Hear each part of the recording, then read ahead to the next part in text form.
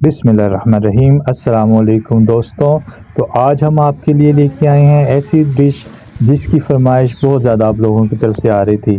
जी दोस्तों, बिल्कुल हम आपके लिए लेके आए हैं आलू गोश्त बनाने का बहुत ही आसान तरीका, जो उम्मीद है आप सबको बहुत ही पसंद आएगा। तो शुरू करते हैं।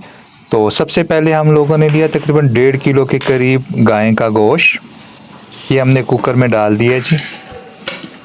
इसके बाद हम डालेंगे तकरीबन 2 बड़े कटे हुए प्याज और तकरीबन 2 ही बड़े टमाटर,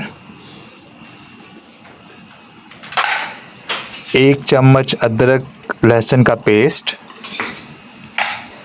1 चम्मच दाढ़ा मिर्च, 1 चम्मच धनिया पाउडर, 1 चम्मच लाल मिर्च और 1 चम्मच हल्दी पाउडर, और इसके साथ हस्बे ज़ायका नमक हस्बे ज़ायका।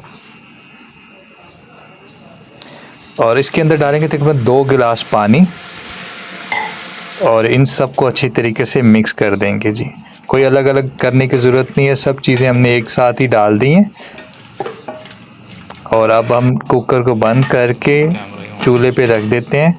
तकरीबन 15 मिनट हमने रखना है चूल्हे के ऊपर, इसे तेज़ आंच पे। जी दोस्तों, अब हम लोग इसको चूल्हे पे रख रहे हैं। 15 मिनट तकरीबन हमने इंतज़ार करना है इसका।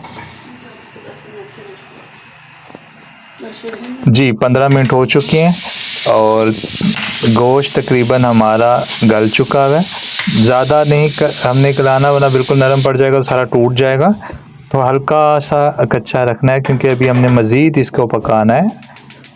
तो ये देखें दोस्तों, तकरीबन हमारा ये गोश्त तकरीबन पक चुका हुआ है जी। अब हम लोग इसमें डालेंगे तकरीबन आधा किलो के करीब आलू।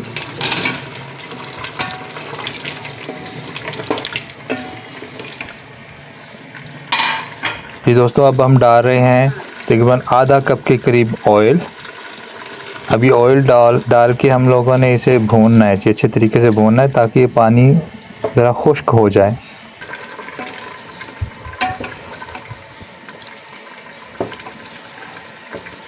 जी दोस्तों, देखें पानी खुश्क हो चुका हुआ है और गोश्त और आलू भी अच्छे तरीके से पक गए हैं। अब इसमें तकरीबन 1 प्याली के करीब हमने दही डाल दिया और इसे भून रहे हैं हम लोग मज़ीद। दही डाल के बड़ा ज़बरदस्त किस्म का टेस्ट आता है जी सालन का, तो दही लाजमी डालिएगा आप।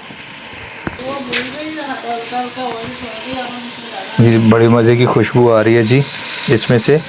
गोश्त भी हमारा तकरीबन गल चुका है और आलू भी गल चुके हैं जी।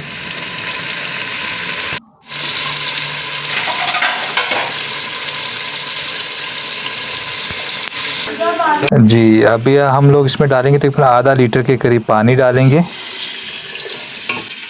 इसे अच्छे तरीके से मिक्स करके हल्की आंच पे छोड़ देंगे ताकि जो ऑयल है वो ऊपर आ जाए।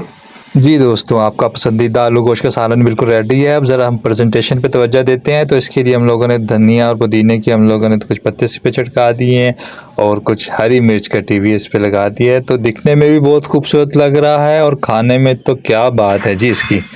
तो उम्मीद है आपको हमारी ये रेसिपी पसंद आई होगी जो हमने आपको बहुत ही आसान तरीके से बताई थी। तो उम्मीद है कि आप हमारे चैनल को लाइक करेंगे, सब्सक्राइब करेंगे और हमारी वीडियो को आगे ज़रूर शेयर करेंगे। तो अपना और अपने दोस्तों का ख्याल रखिएगा। अल्लाह हाफिज़।